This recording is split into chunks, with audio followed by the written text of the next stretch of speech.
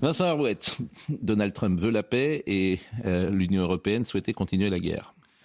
C'est pas entièrement faux. L'Union européenne, c'est totalement inhibé. C'est auto-paralysé en quelque sorte en voulant reprendre, en laissant à Zelensky et à son gouvernement le soin de décider dans quelles conditions il pourrait négocier un cessez-le-feu. À partir du moment où le régime ukrainien disait non à toute diplomatie parce qu'il n'y croyait pas, il ne pensait pas qu'il soit possible d'obtenir une parole sûre avec les Russes, on ne pouvait plus rien faire sinon armer et donc entretenir le conflit. Tout ça est une évidence.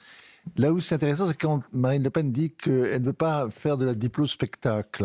Alors c'est vrai qu'on voit que ça désormais. Mais la question c'est est-ce qu'on peut aujourd'hui faire de la politique étrangère sans se livrer à cette mobilisation de l'opinion? Et votre réponse? C'est pas évident.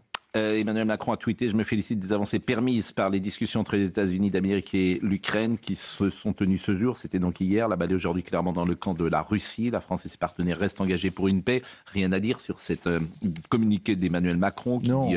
Sauf qu'on est out pour l'instant. On espère avoir un rôle dans le deuxième round. Mais ça va commencer sans nous, pour ne pas dire malgré nous.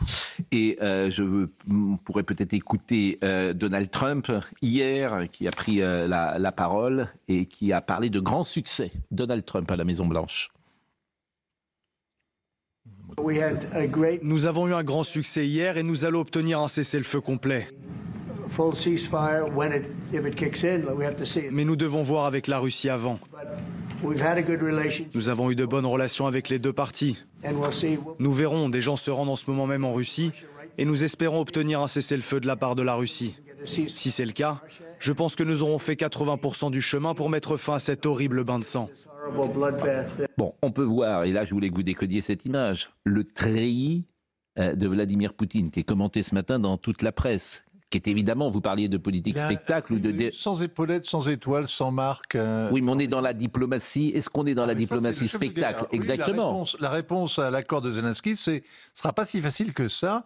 Il est en tenue camouflée et c'est vrai que ses intentions aussi sont camouflées. C'est-à-dire qu'on ne sait pas où il va. On ne sait pas s'il va dire niet, s'il va être extrêmement exigeant sur les conditions d'un cessez-le-feu, ou s'il fait monter les enchères, ou si simplement il prend son temps. En tout cas, ça ne va pas être facile. C'est pas un homme avec qui on négocie facilement, de toute façon. Alors, autre passage que je voulais vous faire écouter de Donald Trump, c'est ce qu'il a dit hier sur ce qu'a fait la Russie aux différentes administrations américaines et ce que la Russie n'a pas fait à Donald Trump. La Russie a pris la Géorgie à Bush. La Russie a pris la Crimée à Obama. Et la Russie a tenté d'envahir l'entièreté de l'Ukraine sous Joe Biden.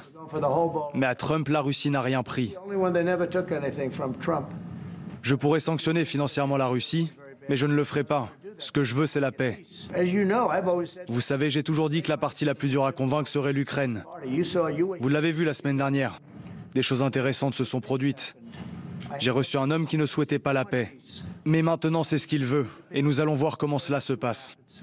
On peut penser ce qu'on veut de Trump, mais il y a une efficacité du message et du langage politique. Il dit des choses qui sont compréhensibles par le plus grand nombre. Oui, mais la curiosité, c'est que tout le monde a vu le contraire.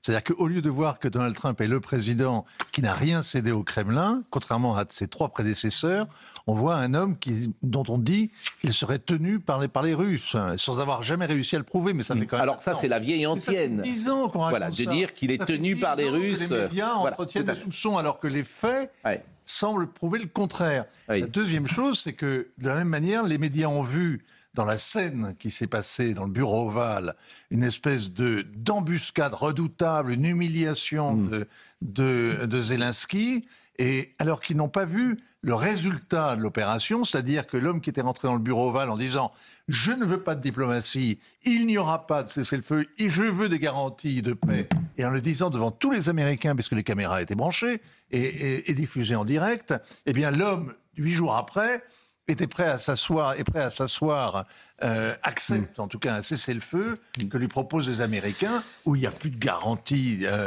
préalable, et où il croit qu'il est possible de parler avec Poutine. Bon, je ne sais pas si les uns et les autres sur cette partie internationale souhaitent répondre à Madame Le Pen ou commenter Madame Le Pen. Sur le tropisme russe de Donald Trump. C'est à la fin que nous pourrons voir si les faits prouvent le contraire. Est-ce que la Russie sortira renforcée de cette séquence ou pas? Pour l'instant, nous n'avons pas la réponse. Vous mettez un lien entre les deux qui me paraît très étrange. Mais si, nous la verrons Russie, si l'accord de paix c'est pas lié à Trump. est très fortement avantageux. Si, c'est Trump qui propose. C'est un jeu à 3. Et nous verrons. Nous verrons. Est-ce que non, mais c'est une question importante. Est-ce que non, mais vous mettez un lien en sortira très renforcé ou pas? Mais vous mettez un lien entre les deux. Puisqu'aujourd'hui, Poutine demande des précisions sur l'accord. Donc c'est en train de se jouer. Bon. On peut imaginer, et c'est ce qu'on a dit, on peut imaginer que, hélas, Vladimir Poutine a gagné des guerres de position contre l'Ukraine. Donc, effectivement, il en sortira sans doute renforcé. Mais vous mettez un lien entre ça et Donald Trump. Oui, j'établis le lien. Non, mais à l'évidence. C'est pas Donald Trump qui est responsable de ça, me semble-t-il. Donald Pourquoi Trump a une influence sur ce que sera l'accord final, bien sûr. Mais Zelensky est dans la boucle. Est-ce que Zelensky sera écrasé ou pas sur les conditions de l'accord? C'est tout. Bon, c'est Donald Trump a tordu le bras dans le dos à Zelensky et qu'il aura beaucoup plus de mal à le faire avec Vladimir Poutine, sauf que son attitude avec les Russes depuis 10 ans peut laisser penser au Kremlin qu'il faudrait mieux trouver un accord avec lui, parce que les rétorsions, les représailles financières retour à Marine Le Pen. risquent d'être très lourdes pour la Russie. Retour à Marine Le Pen et à ce qu'elle a dit tout à l'heure, puisqu'elle a parlé également d'Emmanuel Macron, qui est fâché avec tout le monde. Dit-elle, vous allez me dire si c'est vrai ou pas. Moi, ce qui m'intéresse, c'est... Je ne veux pas entrer dans le commentaire politique. Est-ce que factuellement, elle a raison ou pas? Marine Le Pen, Emmanuel Macron fâché avec tout le monde. Moi, ce que je cherche, c'est que la France retrouve la voie particulière qui est la sienne aujourd'hui. La France est éjectée de tout. Emmanuel Macron s'est fâché avec le monde entier. Il a réussi à se fâcher avec des pays qui sont fâchés ensemble depuis des décennies. Eh bien, il a réussi à se fâcher avec les deux. Il arrive à se fâcher avec la Russie, à se fâcher avec les États-Unis en même temps, c'est pas évident. Il arrive à se fâcher avec l'Algérie et avec le Maroc en même temps, c'est pas évident. Je veux dire, on n'a plus de voix, on n'existe plus. Alors il est contraint à l'agitation. Vous savez, ces choses-là nous dépassent, feignons d'en être les organisateurs. Alors on organise des sommets, on discute, mais on discute de choses sur lesquelles nous n'avons plus d'influence. Que c'est la position française qui est valorisée, qu'il fait entendre sa voix, qu'il n'est pas forcément fâché, mais qu'il entend une singularité. On peut bâtir ce type de discours. Il ne se contente pas de se fâcher. Après, il se réconcilie. Ça fait 2 événements à mettre à la une. On s'est fâché avec l'Italie, on s'est réconcilié avec l'Italie. Première fois dans l'histoire quand même que l'ambassadeur d'Italie et l'ambassadeur de France à Rome sont rappelés pour consultation. On s'est fâché évidemment avec l'Algérie. Non mais est-ce que c'est juste? Est-ce qu'on a raison? Et Mohamed Sorsal est toujours en prison. On s'est fâché avec le Maroc, on s'est réconcilié en attendant la prochaine querelle. On s'est fâché avec l'Allemagne, on s'est fâché avec l'Espagne. Pour de bonnes raisons. On s'est fâché avec l'Amérique. Mais écoutez-moi de temps en temps quand je vous intéresse. Est-ce que c'est pour de bonnes raisons? Parce qu'on a le droit de se fâcher. Moi, ça m'arrive de me fâcher parfois, de me réconcilier. Mais est-ce qu'on a eu raison? Ou est-ce qu'on se fâche pour n'importe quoi ou n'importe qui?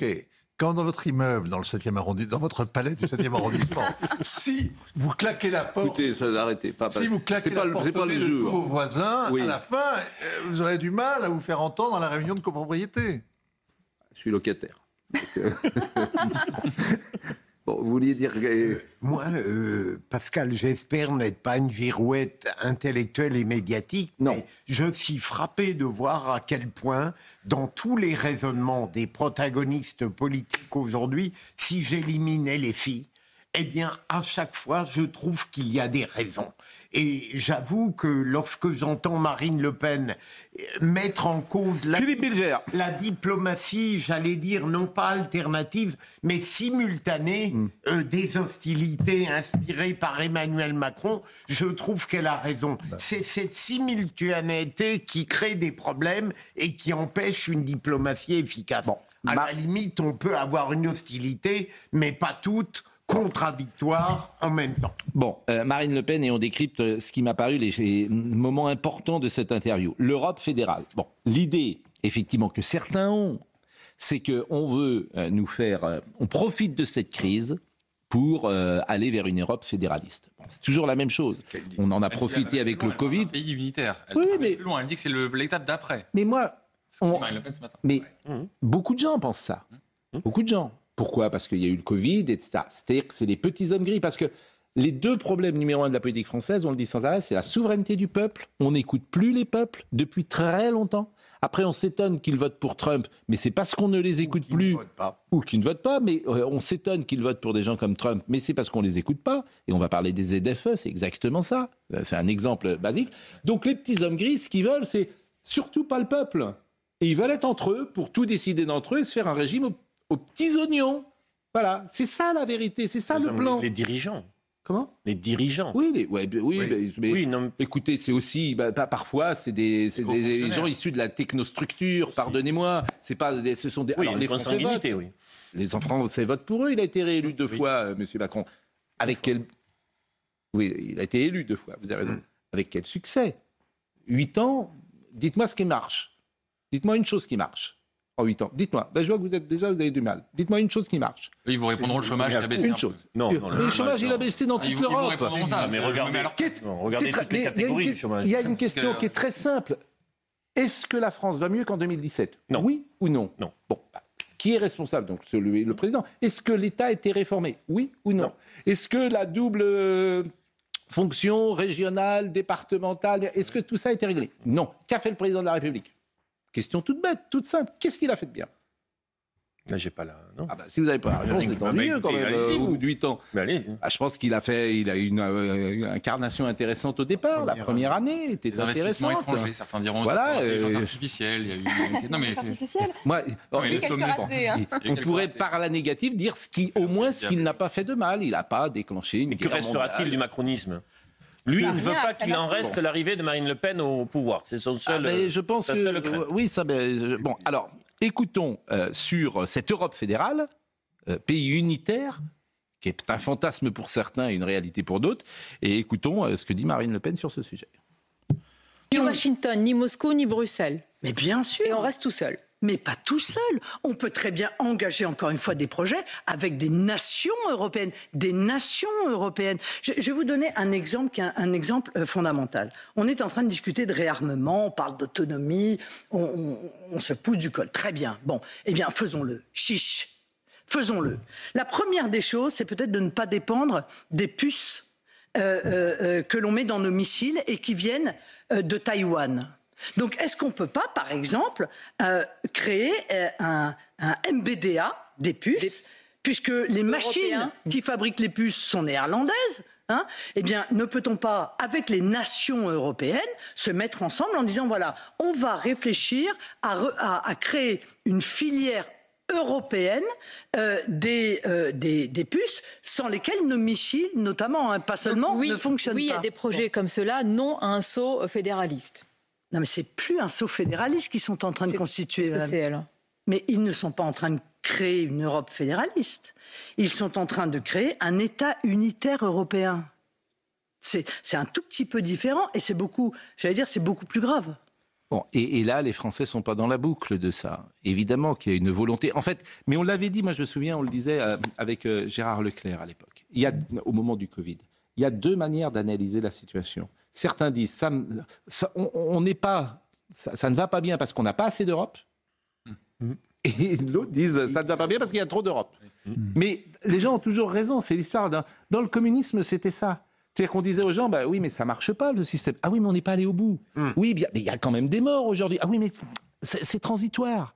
Donc c'est toujours. On disait il faut faire la moissonneuse-batteuse. La moissonneuse-batteuse était livrée. C'était la planification. Oui, mais le communisme et ses 70 millions de morts, en 70 encore, quand le Parti communiste le soutenait, avec Georges Marchais, les gens disaient, mais ça n'a pas marché votre système. C'est transitoire. Oui, absolument. C'est transitoire. Vous ne comprenez pas. Ça ira mieux demain. C'est juste une étape. C'est une étape. Le but du communisme, c'est la révolution permanente. Le but du communisme, c'est la révolution permanente. Ce sont les écrits de Trotsky qui s'y connaissaient un petit peu en communisme. Donc, c'est mal terminé. Voilà, mais parce qu'il avait pire que lui en face. Mais on ne peut pas compter sur ce type de politique pour améliorer la société, puisque le but du communisme et de toutes les politiques qui tournent autour de ces idéologies-là, c'est qu'il y ait toujours des pauvres pour être en révolution permanente et maintenir une petite oligarchie au pouvoir. C'est quand même assez simple à comprendre. Par ailleurs, l'Europe aurait pu être quelque chose de formidable si jamais on avait réussi à faire une Europe qui était en fait des liens de solidarité entre les différents pays pour protéger notre marché, pour ouvrir des marchés entre nous. On aurait pu être une Europe extrêmement puissante, mais on en a fait un lieu d'administration qui ne sert qu'à réglementer. Et Mme von der Leyen prend un pouvoir que personne ne lui a donné. Là où vous avez raison, Pascal. Je suis allergique à Mme von der Leyen. Ah oui, je dis son nom. Tant que c'est pas nous, ça va. Non, mais vous entendez, mais c'est intéressant. Alors, est-ce qu'elle a raison, Mme Le Pen? Est-ce qu'ils veulent faire cet État unitaire, oui ou non? Écoutez, moi j'ai l'impression qu'on veut nous vendre encore plus d'Europe alors que le rêve européen est brisé. Mais là où vous avez totalement raison, c'est pour le communisme, face à la réalité terrifiante de ce qu'il a été, on nous oppose les espérances qui restent toujours très pures. Alors, totalement raison, vous avez dit. Jamais là, arrêter vous avez totalement raison. Totalement de meilleur. Bon. Pardon. Il ne faut jamais s'arrêter. Ah non, mais l'espérance. Sur les virtualités, tout le monde est très doué. L'espérance n'est pas de cet ordre, pardonnez-moi. Elle a un discours souverainiste, mais il n'est pas question de sortir ni de Schengen, ni de l'Union européenne, ni de l'euro. C'est désespérant. Ça, elle a quand même beaucoup évolué. Nous sommes quel jour? Nous sommes le jeudi. C'est le jour des enfants. Le jeudi 13 mars. 13 mars. Oui. 13 mars. Un jour important.